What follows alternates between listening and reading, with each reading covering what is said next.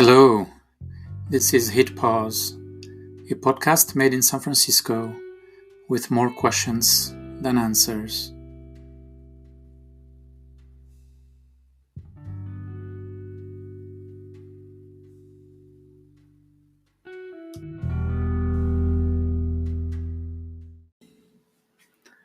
Hello, and welcome to episode 6 of Hit Pause. It is another one of our encounters, weekly meetings now, and today we'll be thinking about and talking about how deeply the concept of virality is essential for us to understand and think about what is going on in today's political world, economic world, and the speed at which things are changing, and why this new medium that developed over the past decades, maybe 15 years, as we saw in the last episode, why the changes are accelerating. In our first encounters, we talked about the changes and the technology evolutions occurring over a spectrum of thousands of years. Then we accelerated with TV and radio. Now we're accelerating even further by an order of magnitude.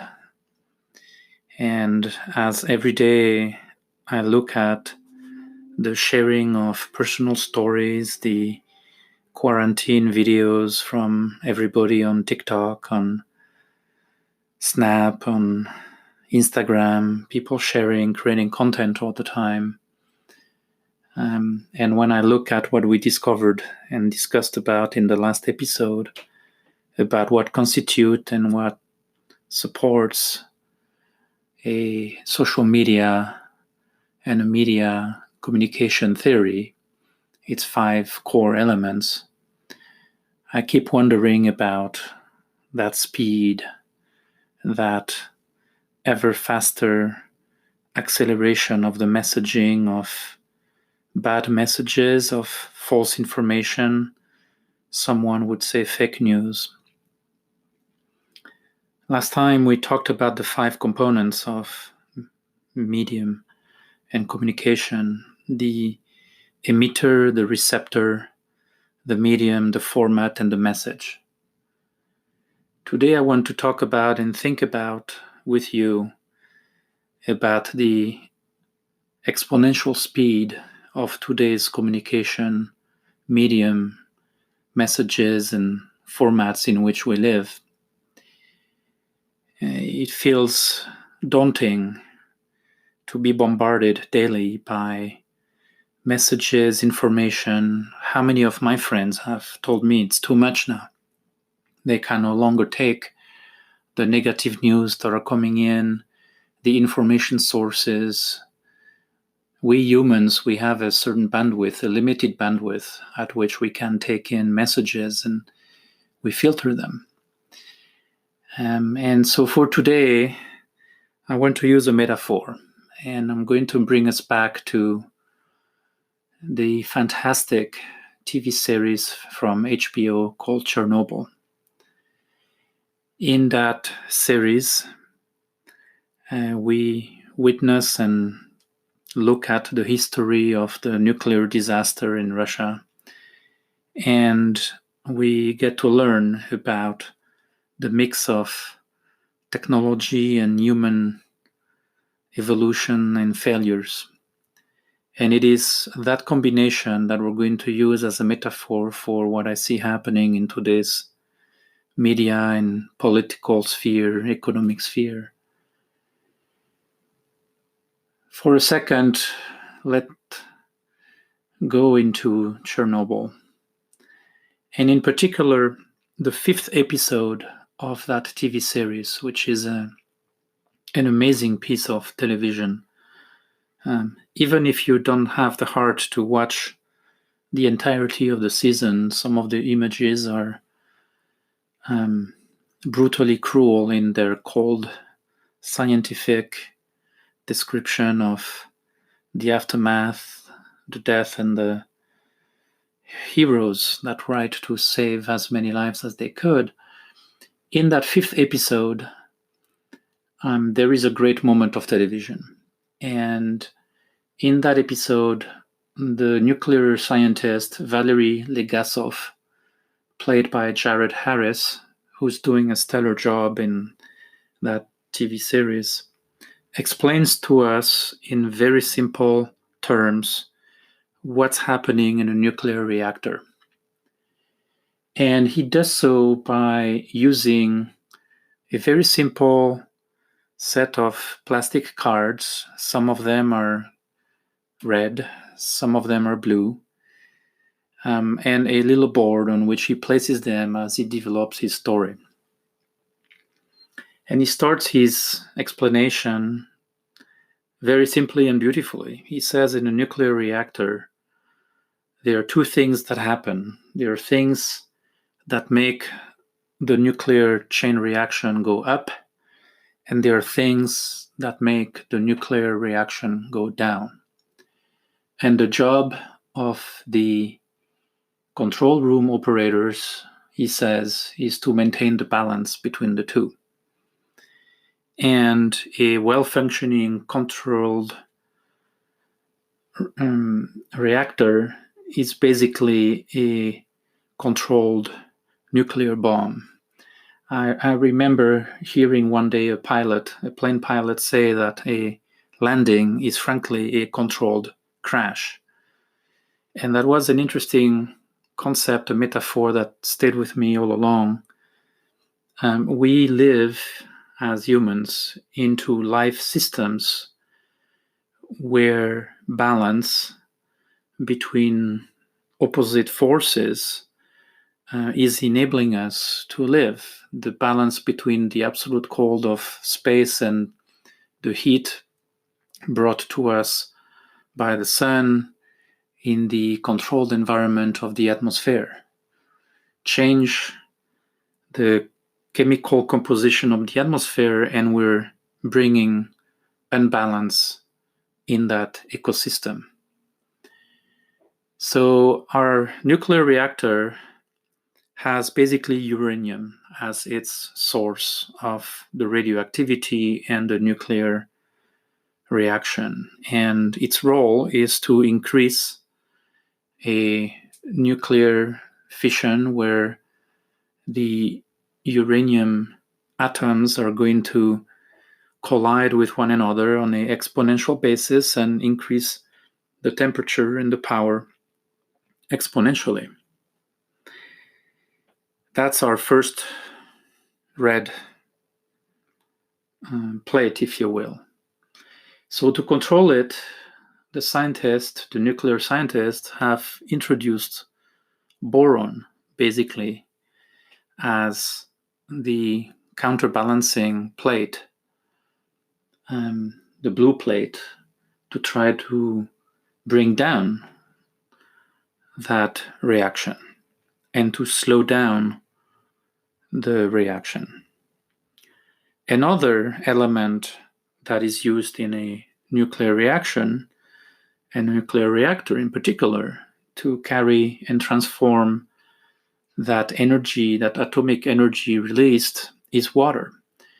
And the heat of the nuclear fission is transformed into steam to power pumps that turn, turbines that themselves, as they turn, are going to create electricity. So we have here two transformation of energy. The first one from the fissile energy to the transformation of water into steam, and then steam activating pumps that will transform magnetic field into electricity. So water has a tendency to create steam, obviously. But the eruption of steam in a nuclear reactor, explains Valery Legasov, creates basically a physical void which basically transforms a physical object, water, into a void. And the issue is that this void, which is now filled by steam, has a direct impact on the fissile reaction, and that is called the positive void coefficient.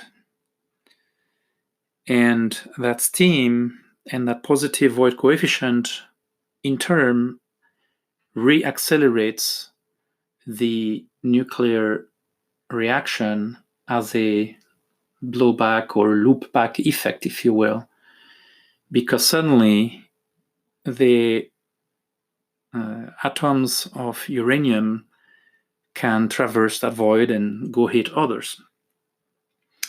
So you need to keep a constant balance between the uranium nuclear reaction, the boron atoms, which are inserted in boron rods, the famous nuclear rods that sometimes we hear about, and the control of the feedback loop between the elements that have a tendency to accelerate the reaction and the elements that have a tendency to bring it down is the art of and the science of managing a nuclear power plant.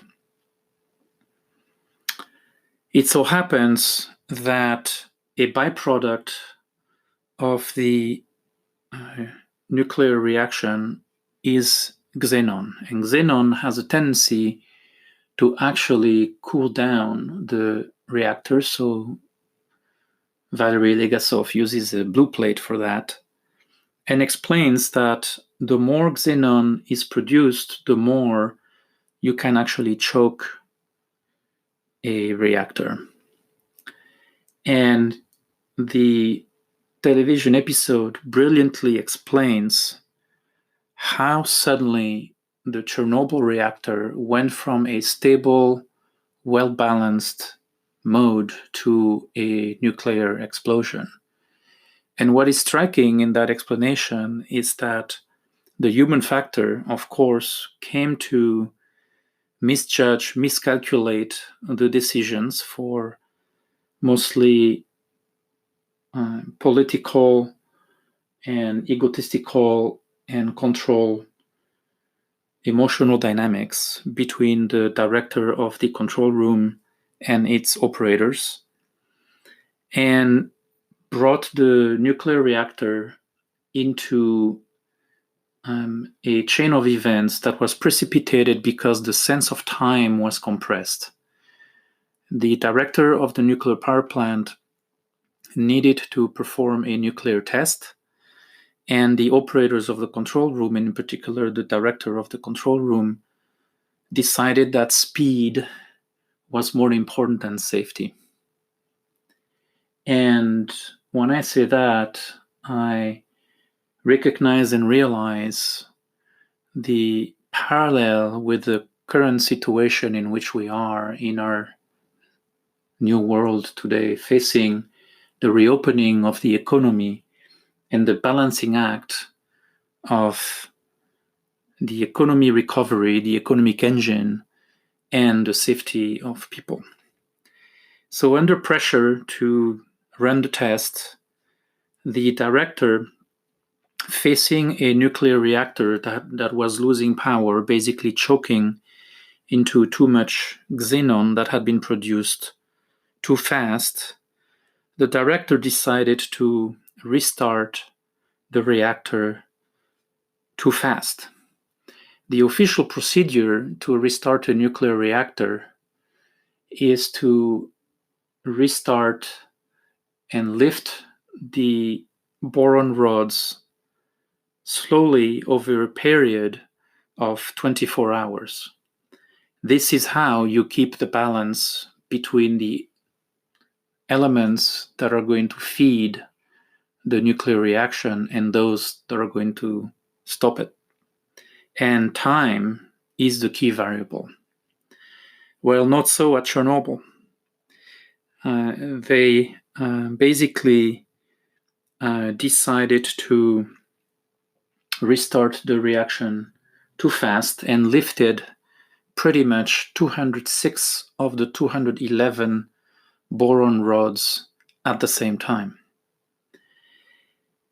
And what happened then is that as the nuclear reactor suddenly started restarting, the speed at which water cooling and the absence of boron cooling was gone, an imbalance got created. And as Valery Legasov, again played by Jared Harris, explains, the reactor had been rewound like a slingshot, and with a depressed balance between the two forces that keep it at bay, a little bit like today's economy going into a deep, deep, deep depression. The return to normalcy, the return to a balanced calibration of the forces pushing the reactor forward and pushing the reactor downward was then impossible. There is in a Russian reactor, there is in every nuclear reactor apparently, so explains Valery Legasov, a button that can be pressed by the operators to stop a reactor. That button was pressed by the operators of the Chernobyl reactor to suddenly put in check the sudden rise in power generation that they observed at 1:22 a.m. on that fateful day during the night.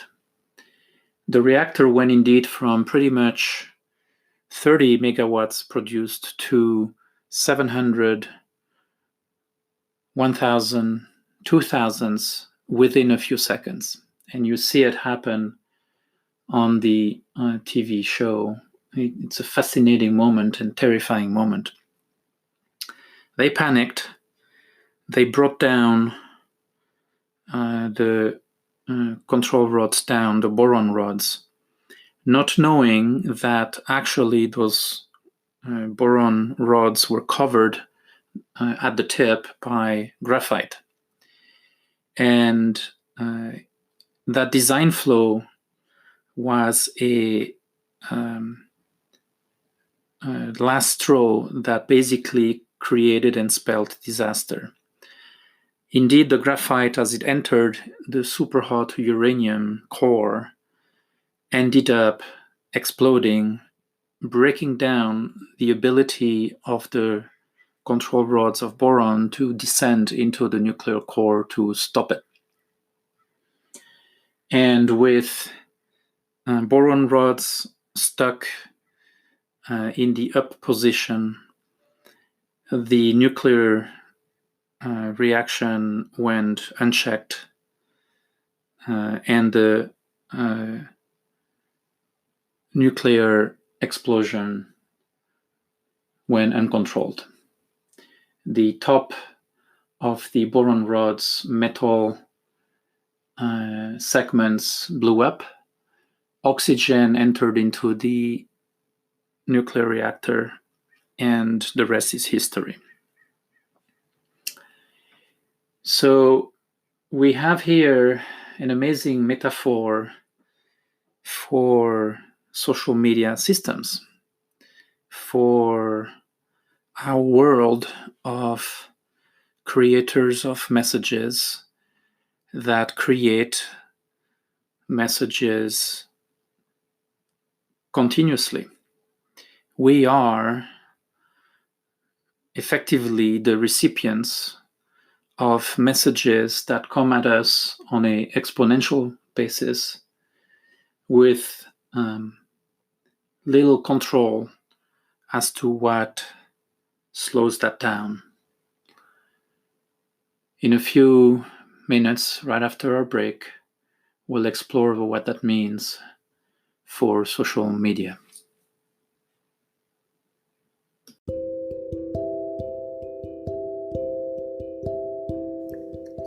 And now, let's go to a short break to hit pause, reflect, or just continue.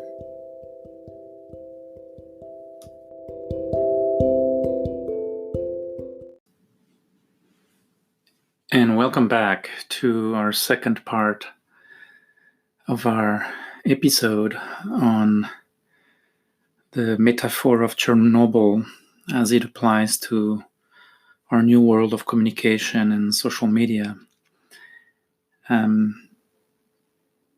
of the things that intrigues me is what are the avenues of action at a society level, at the technology level, maybe at the individual level, that can control and keep in check the relationship between the millions of emitters and the millions of receptors of messages in our highly connected social media exponential world.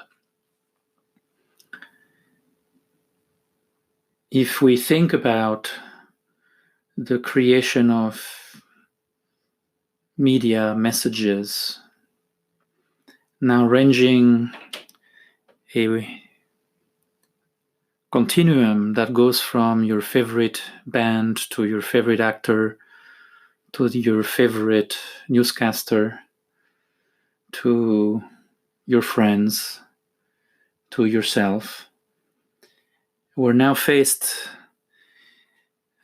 with a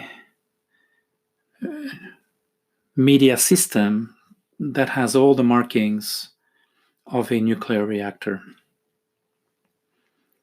And when you look at the speed at which the systems that were initially designed to do good, we all remember the moniker, the tagline from Google executives, "We do no evil." Maybe they don't, and I believe that they probably meant what they meant when they said it.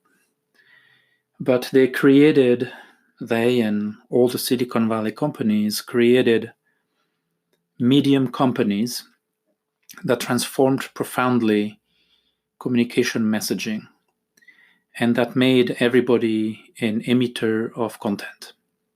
And like we said, and like we saw in the last episode, the quality of that medium is only commensurate to the quality of the emitter, the quality of the receptor, the format, and the message.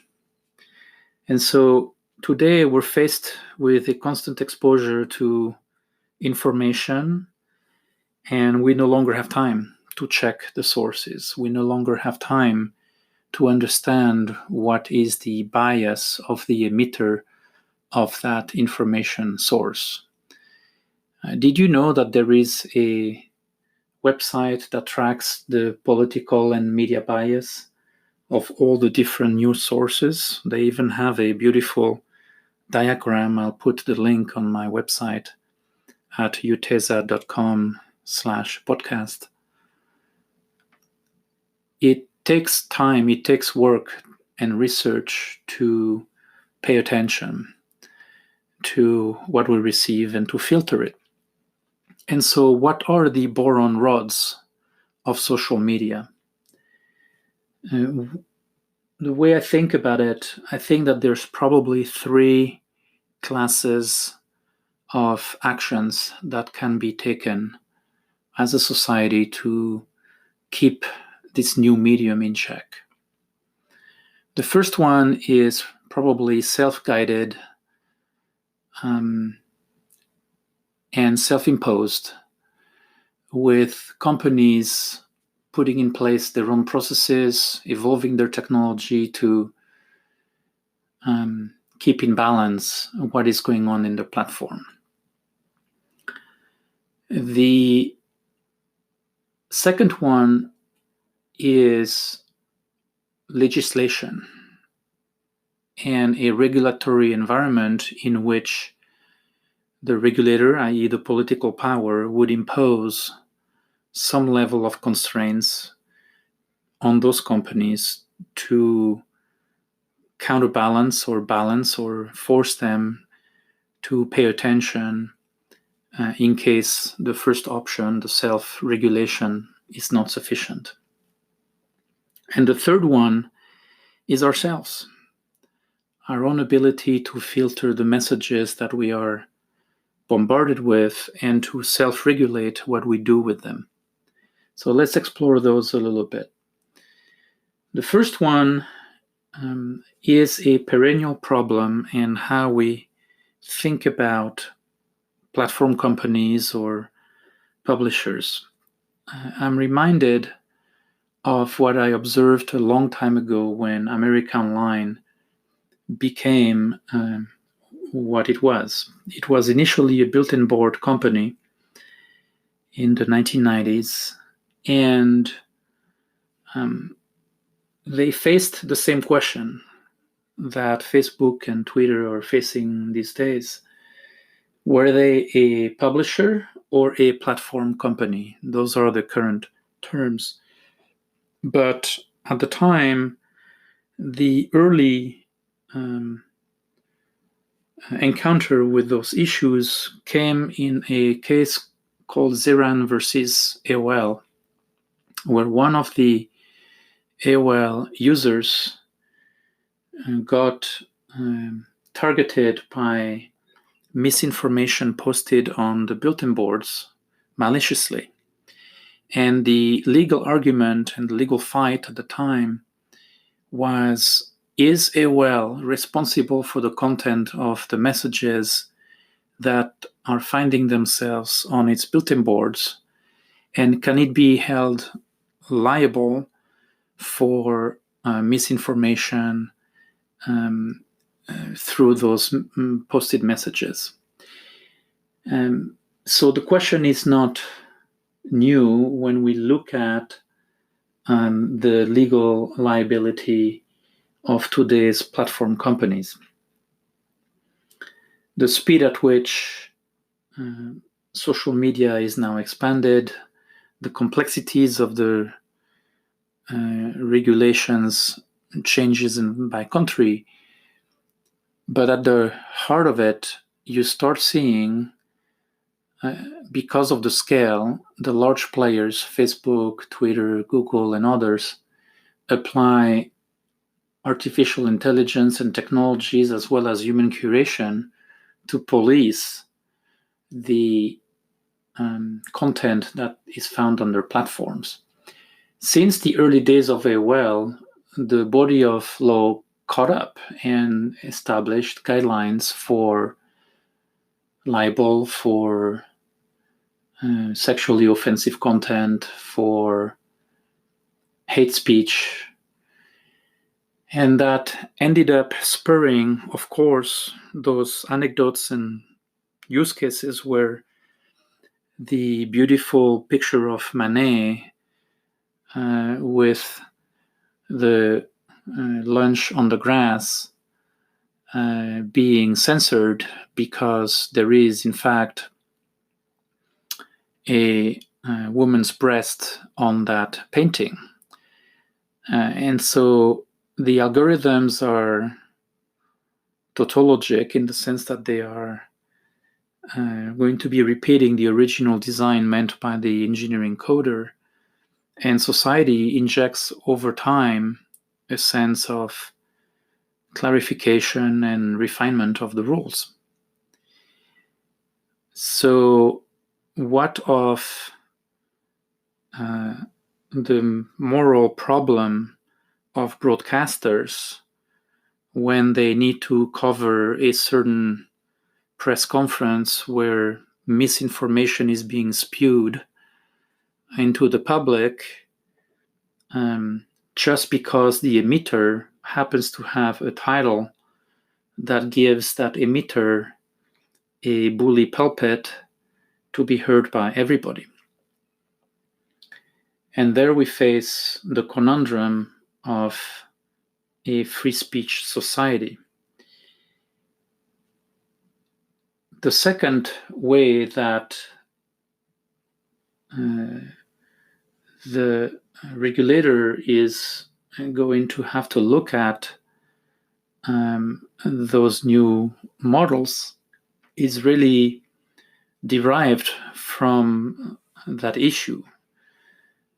Today, Mark Zuckerberg, for example, has explained in some of his blog posts that the future of Facebook is that of private communication between users.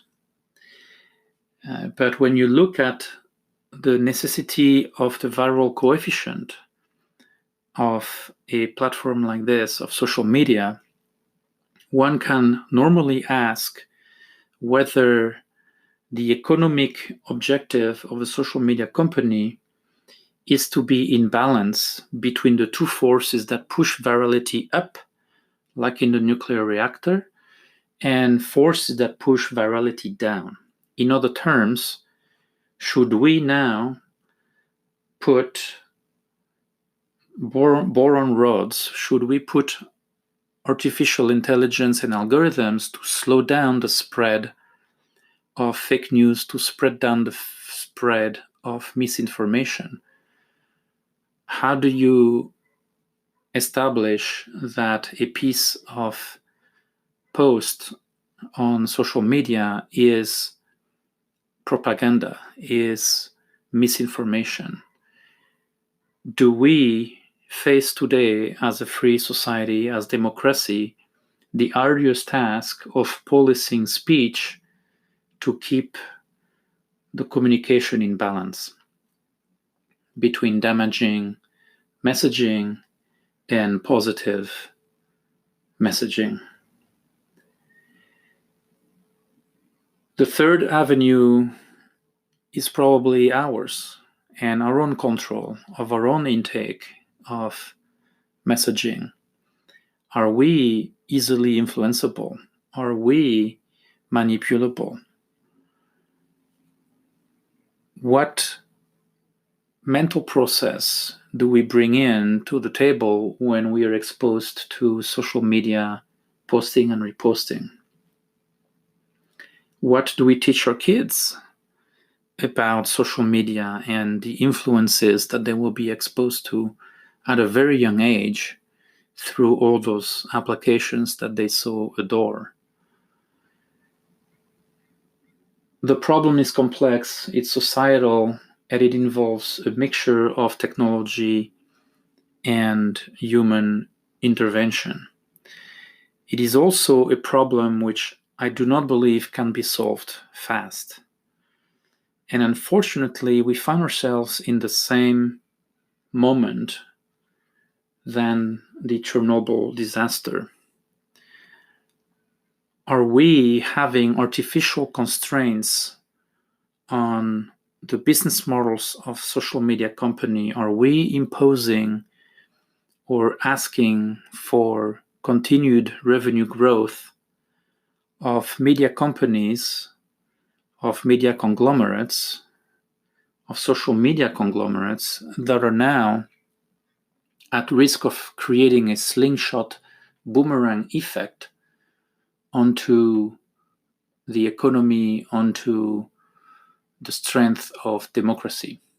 Should we give ourselves the time to pause, the time to slow down virality by regulation or self-imposed governance, so that the Silicon Valley becomes part of the solution as we as society struggle with a possibly catastrophic slingshot effect of those new media platforms?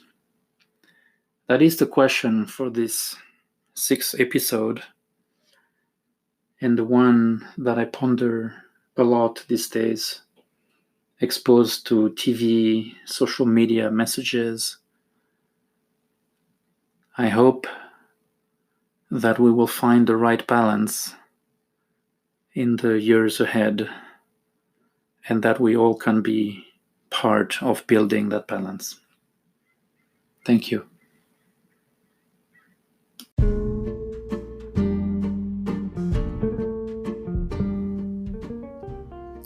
This podcast is a simple way of sharing my thoughts. It is a personal endeavor, nothing more, a way to connect. The views and opinions represented in this podcast are solely mine. They are in no way, nor should they be assumed to be shared, supported, endorsed by my employer, the sponsors of this show, Anchor.fm, where it is hosted, and all the distributors thereof. You may find more information, links, pictures, videos, documents, and more, which may have been referenced in this podcast, on my website at www.uteza.com/podcast. There, it feels so much better after saying all of this.